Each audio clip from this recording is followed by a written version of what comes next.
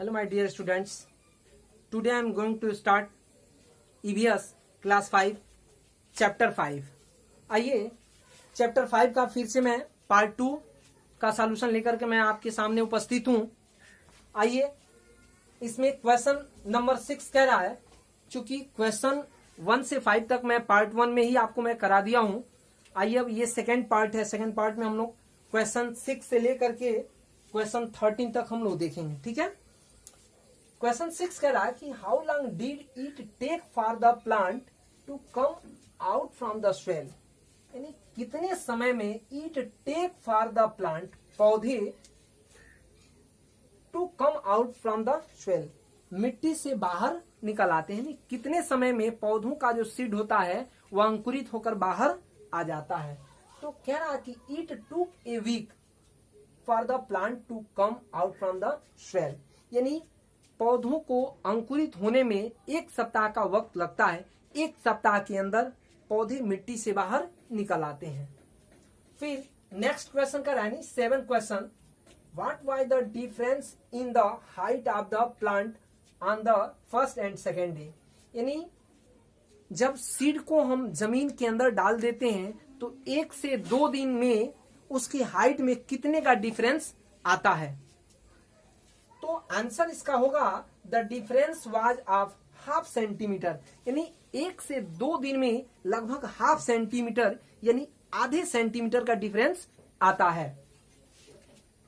Question number 8, on which day did the height of the plant increase the most, यानी ये कह रहा है क्वेश्चन चैप्टर के अकॉर्डिंग क्वेश्चन कह रहा है कि इस चैप्टर के अकॉर्डिंग वो कौन सा दिन है, यानी किस दिन पौधे जो होते हैं सबसे अधिक ग्रो करते हैं, इंक्रीज बढ़ते हैं।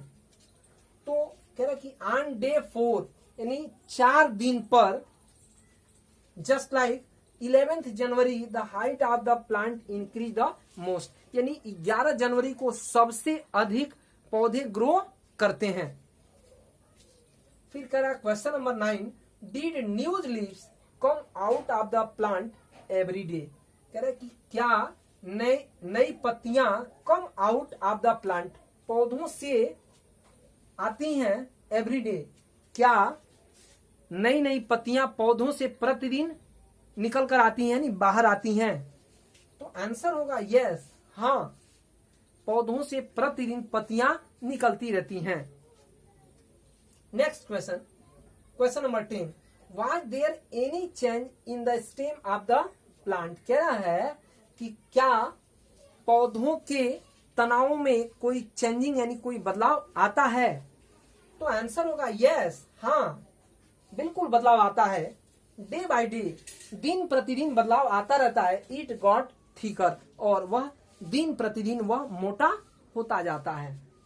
आइए क्वेश्चन नंबर 11, विच सीड्स, कौन सा बीज, took the most number of days, अधिक दिनों में, for the stem to come out of the soil, वह मिट्टी से बाहर आते हैं। यानी कह रहा है कि वो कौन से पौधे का जो सीड है वह सबसे अधिक दिनों में वह अंकुरित हो पाता है। तो आंसर होगा शीशम, यानी शीशम का एक ऐसा पौधा है जिसका सीड मिट्टी के अंदर डालने में ज्यादा ही वक्त ले लेता है। आइए क्वेश्चन नंबर 12 करा कि विच सीड्स, कौन सा seed, took the least days to come out of the swell, यानी वह कौन से पौधे का सीड है जो बहुत ही कम समय में अंकुरित होकर के मिट्टी से बाहर आ जाता है। तो आंसर इसका होगा मस्टर्ड, यानी सरसों का ऐसा पौधा है, सरसों का सीड जो मिट्टी के अंदर डालते ही बहुत ही कम समय में ही वह मिट्टी से बाहर आ जाता है।